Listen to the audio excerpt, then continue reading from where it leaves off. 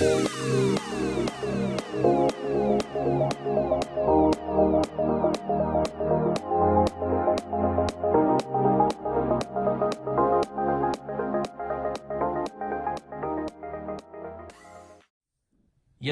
in one of my camera stores in Zurich, there was another slot where people could book actually training in their old cameras and old equipment. So I used that.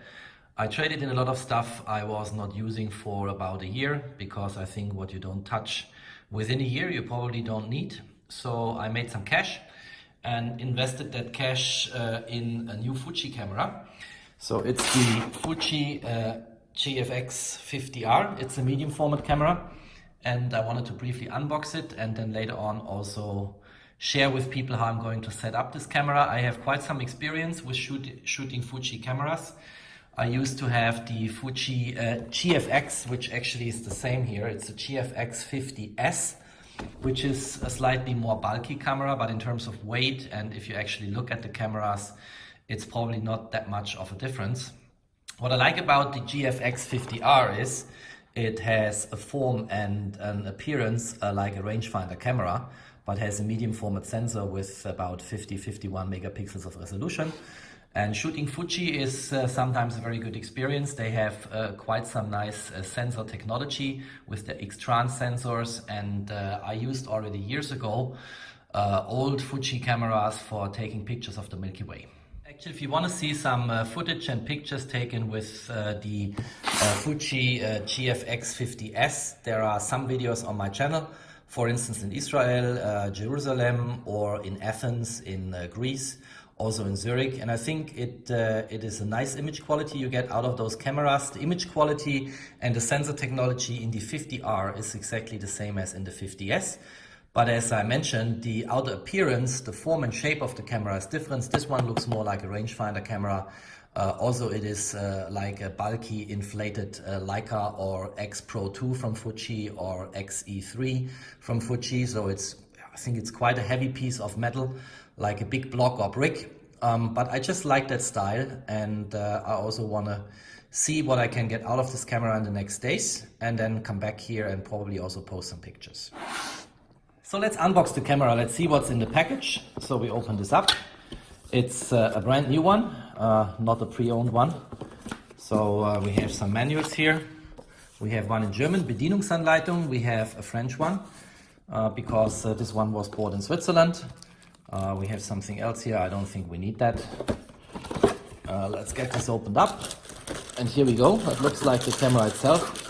Oh yeah, it's massive. It's a big piece, a very big camera. So let's look at this.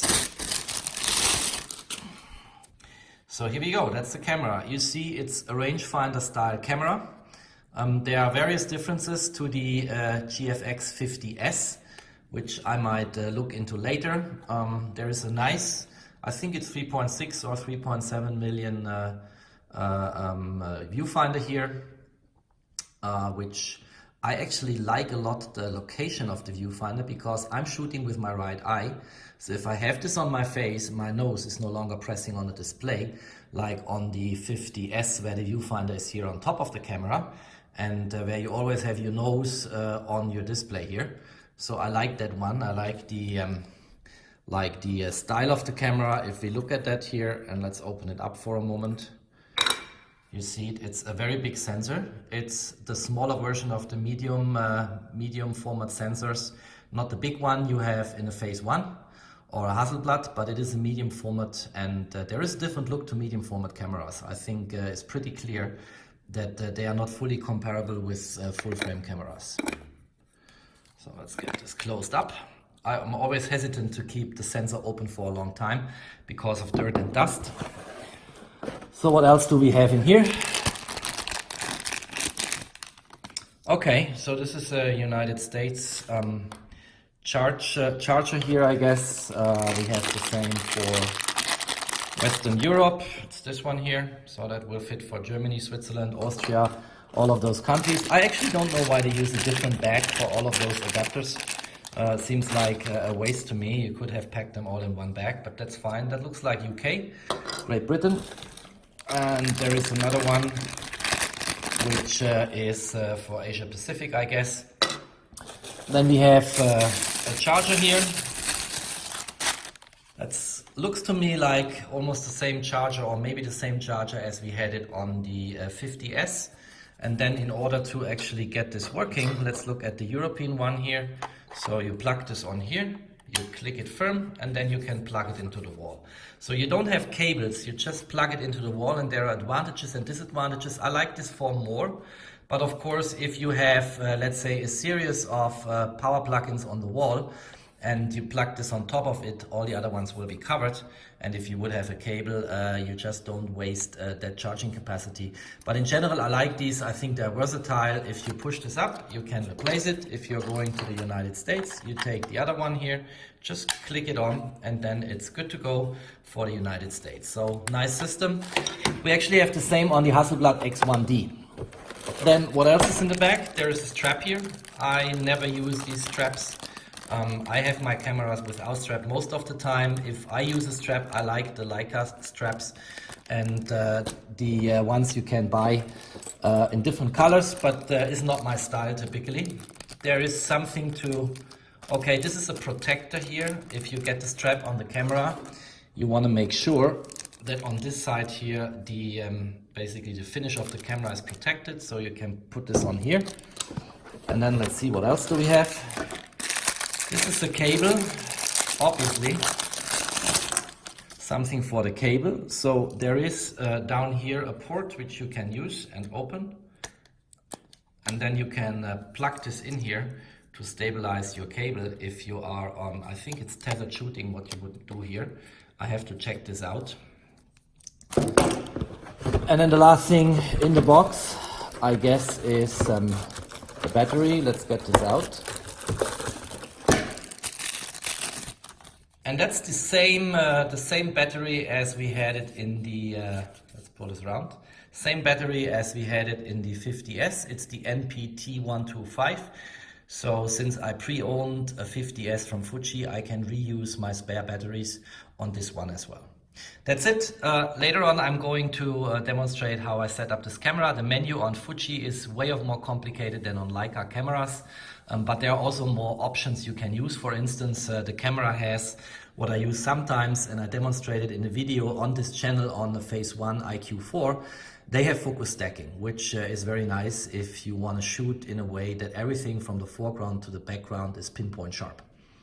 So let's get back later when we charge the battery, and then let's look at the camera menu and how to set this beast up.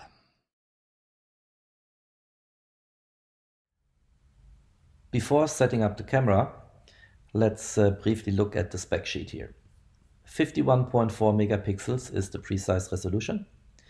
The size of the sensor is specified here. It's not an X-trans sensor as Fuji used over many generations in their APS-C cameras.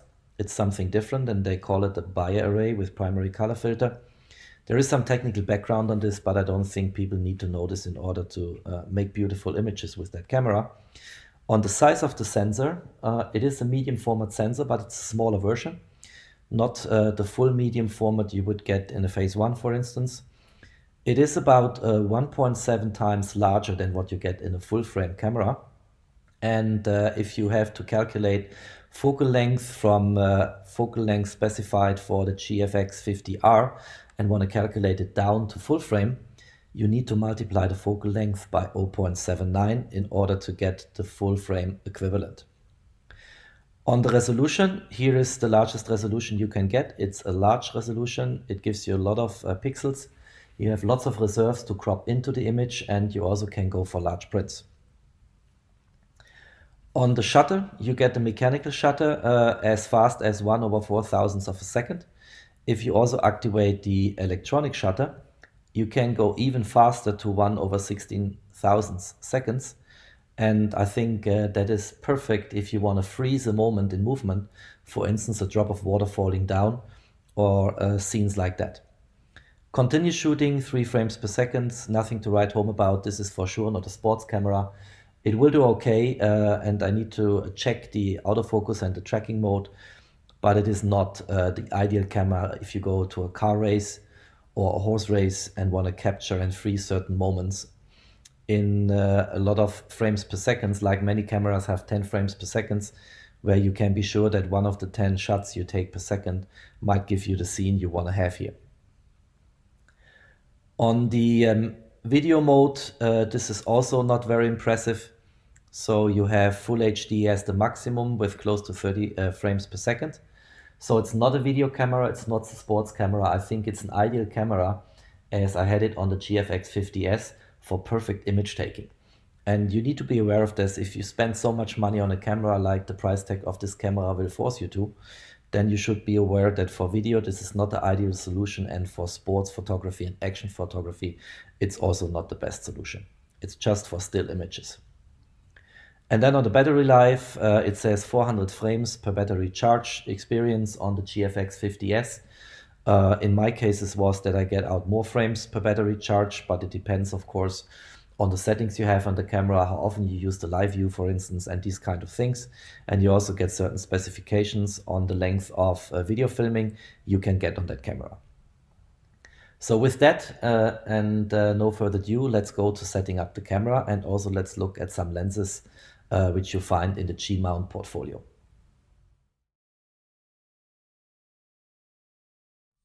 The camera is unboxed now, and let's get this up and running now.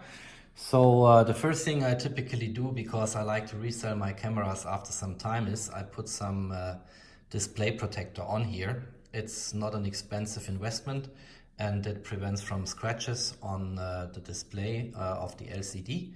So that's good to have.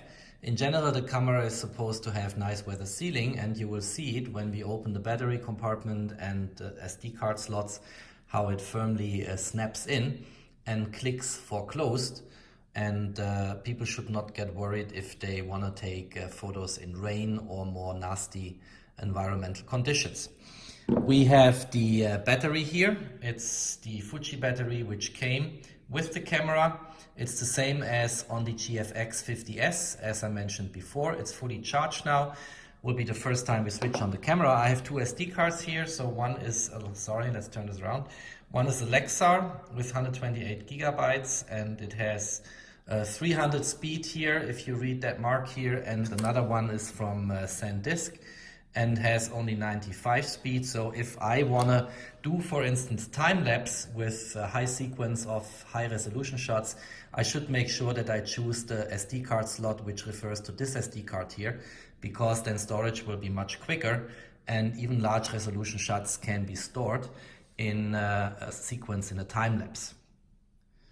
So let's plug in the battery first. There is a battery compartment here at the bottom. And we have to align the orange rectangle of the battery with that little snap here. So we plug it in, it clicks firmly, and then we close it. I mentioned the weather sealing before. Everything on that camera looks very solid. And then let's do the SD cards. So there is SD card slots here, and actually it's two of them, which is nice. So you can select whether you want to have your RAW and JPEGs on different SD cards.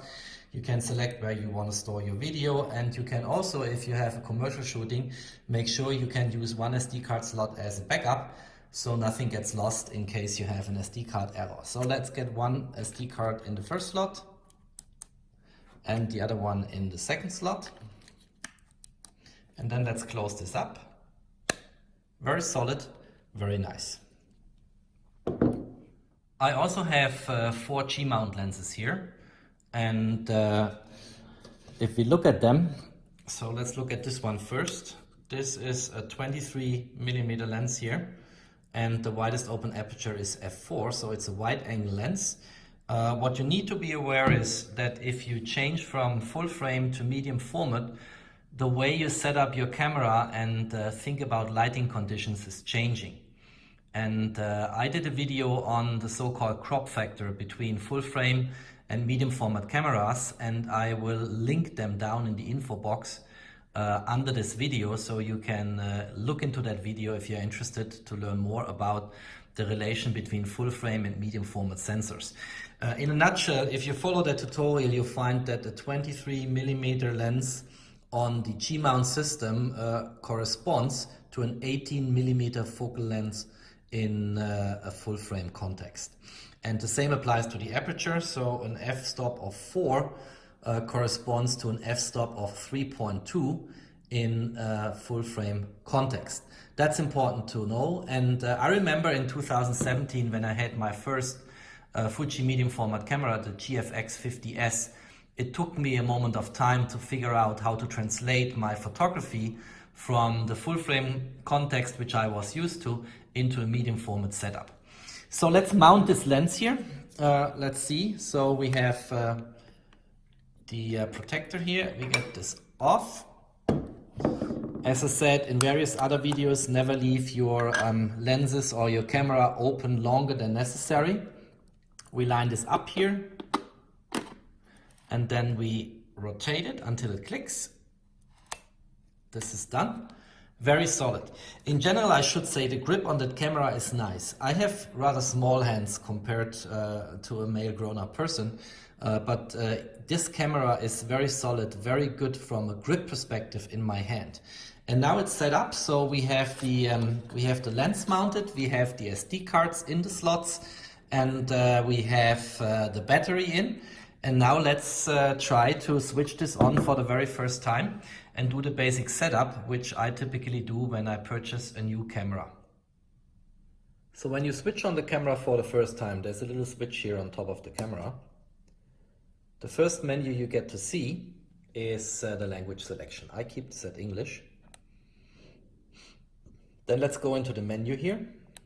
So the first thing you see, well, maybe I should talk briefly about the structure. So there are sections here on the left-hand side. You see this here.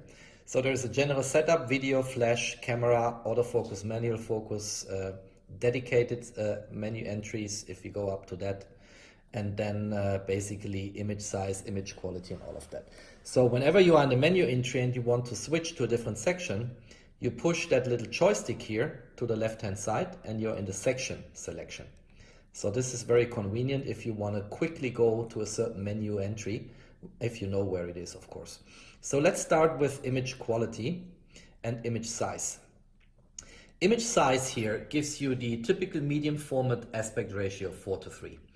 And it also shows you here the number of frames you can take if you choose that option.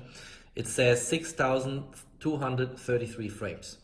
That's what fits on your SD card. It's depending on the storage capacity of your SD card you have in the slot you selected. I come to slot selection later. So we keep this at 4:3. Image quality, I strongly recommend to go to fine and raw. And super fine and raw is basically the best option if you want to have the best quality on your JPEGs and you want to have the raw file on your SD card. Why should you shoot raw? Because if you want to unlock the potential of those let's say high value cameras, you should shoot in raw because raw gives you the best possible image quality and the best reserves in post-processing. So we keep it here, we go to OK. Raw recording, there is uncompressed and lossless compression. I have a hard time believing in lossless compression. But there might be smart ways to figure that out. I keep this at uncompressed, and storage is not a constraint these days. USB hard disks are very cheap with a lot of capacity, so if you want to be on the safe side, keep it to uncompressed. All the rest for a first shooting we can skip, and I guess people want to go out and try out their camera before they do a deep dive on the menu. Long exposure noise reduction I would keep on. If you don't like it, you can turn it off. The reason why people might want to choose that option is if you do a high frequency shooting of, let's say, night scene time-lapse pictures, then you need to take into account if you have this on. The camera will always, after you took the shot, take a dark frame in the same amount of time as the shot before. And that slows you down. It basically doubles the amount of time you need for one frame. And then you might have a reason to switch this off. I keep this on for the time being. Everything else here we can skip and can go to the next section. Focus area, I come in a moment. Autofocus mode. Here it is important if you have the camera newly. There is a dedicated switch to toggle between single shooting here, continuous shooting and manual shooting. Now what you see here on the menu, just focus on this one here. If I'm at continuous and single, I can choose the autofocus mode. If I'm on manual, it's grayed out. Why? Because if you're on manual shooting, you don't need an autofocus mode. So if you wanna change the setting in autofocus mode, you need to be sure you're not in manual on this selective switch here. So if I go to autofocus mode, I can choose between single point zone and wide and tracking. Since I want to tell the camera exactly where my focus should be, I choose single point here, typically as I pointed out in other videos on my channel. Focus area is something very convenient. So you can here adjust your focus area and then make it super precise and super small by going to the smallest rectangle you get on here. And I like that a lot. This is what I choose. So let's go to OK. And then you see with my joystick, I can move my autofocus point to wherever I want to take focus. And it's very small. If you want to have a larger focus area, you can blow this a little larger here. And then if you go back into shooting mode, you see the rectangle also change size and your focus area will be larger. But that also gives some fuzziness or non-preciseness on the way where you focus. So I think actually for my purposes, this is best to have it on the lowest one. So I keep it at this size here. The rest here for first shooting is not important. Maybe autofocus illuminator. There's a little LED here on the front. If you have weird lighting conditions, this might be helpful. So put it on, it doesn't harm. And then we go to the next section. So we have all kinds of options here, for instance, interval timer, all of that. I might come back to this in another video in the future. I'm not decisive yet if I want to do this. But this is, there are lots of options and functionality on these Fuji cameras. Photometry is important for me. So I will switch this to spot.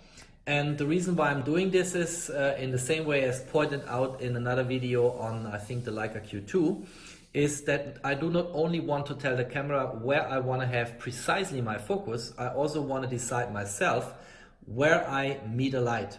And metering light on a spot is much more superior than to, let's say, having a lot of points on your surrounding and then the camera is meeting light and deciding itself what the best way is.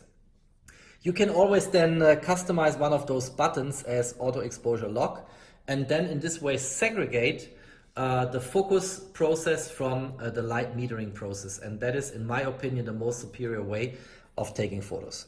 Shutter type, you have all kinds of options here. I don't want to deep dive into them, just recommend that option number 5 is by far the best. And there is a description, if I zoom in for a moment, it tells you what it does. So you have electronic front curtain, which is useful to avoid shaking and vibrations until 1/640th of a second. Then the manual shutter kicks in a range between 1/640 seconds up to 1/4000th of a second. And then the electronic shutter kicks in and gives you an extended range of very fast shutter speeds down to 1/16,000. And that is my best option. I recommend to select it in that way. So option number 5 is the one you should choose here.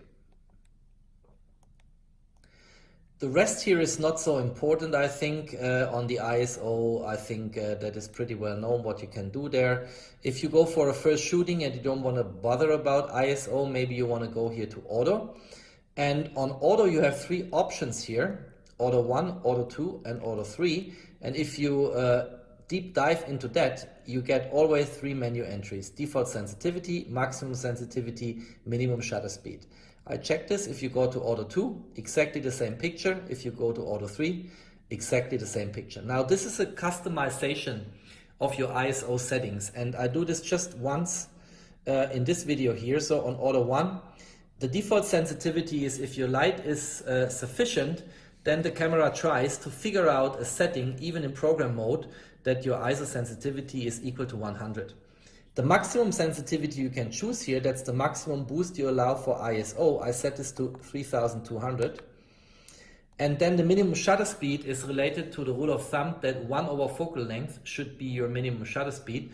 Since we have a 23mm lens on this in the G-mount portfolio, and as I showed before, this is equivalent to 18mm in a full frame context, we could probably go down here to 1/30 or maybe even 1 over 15. 1 over 15 probably would be a bit too aggressive. You need to have very calm hands to get this done. But I think for the time being, I keep it at 1 over 60. And then this is set up. And now you can choose here whether you want to have Order 1 or you want to have one of the other customized presettings for ISO, namely Order 2. And you see it's showing now Order 2 or Order 3. Let's put this at Order 1, and then I think we are good here. Sorry, let's do this again. Order 1, okay. And then let's go back here. So now it's at Order 1. 35mm format mode auto is something I don't need. I do not put 35mm or full frame lenses on my medium format camera here. I have the G mount lenses, so I switch this to off. And then we can go to further sections. Flash we don't have to cover here. Movie mode, I told people already that this is not the most exciting camera for video filmers. The best option you get is 1080 and 30 frames per second, so we leave it at this and go back to the general setup here. User setting, that's important. So if you want to have the full storage, and let me zoom out now a little bit again. If you want to have the full storage capacity, you should format your SD cards, but you need to make sure that there is nothing on the cards which you will regret later on having destroyed. So if you want to go into slot 1 and you are sure that you can delete the SD card, go to OK. It's formatting. And now we do the same. Use the sections here, user settings, format, go to slot 2. And you already see this is very fluent with the menu. Once you are used to it, and I have an advantage, of course, because I used the GFX 50s before. If you know where certain menu items are sitting, then you can work with this menu and the joystick here very quickly. So this is done. Both SD cards are now formatted. Let's go back to user settings. And date and time is something you also should be aware of, and typically people forget this. I set this up before, so we have the 7th of April in 2019. It's now 7 p.m. And then you can here also choose the format of the way this appears. I think this is good to go. We don't have to do anything here. Time difference is if you migrate or move to different time zones, you can use the increment or decrement on the number of hours for your respective time zone, which preserves the time setting for your home domicile. You have a lot of customization on the menu here. I'm not decisive yet if I want to cover that in a later video, but there is a lot of customization possible on Fuji cameras, and then there are all kinds of different other settings. For instance, if your camera was sold to you by the dealer of your trust, you might want to check the battery age. And you see here in my case, because I just bought this, it's new, and since I fully charged it, I also have the full bars here. Okay, this is it. I think this is the main run through or walkthrough through the menus here. Maybe one more setting which I find important, and that's down here. Save data setup, and that is the way to customize your SD card slots. And if we go into that, there is one menu entry which says card slot settings, still image. And there is one saying movie file destination. So let's start with the second one. Here you can choose whether movies are stored on slot 1 and slot 2. And I showed before that on slot 1 I have the faster SD card, so I might want to choose slot 1 here. And then I know whenever I took a movie, I just have to take out the SD card from slot 1 and my movie file will be on that card. It's a bit more tricky on the still images, like it says here. And there are three options. There is sequential, backup, and raw JPEG.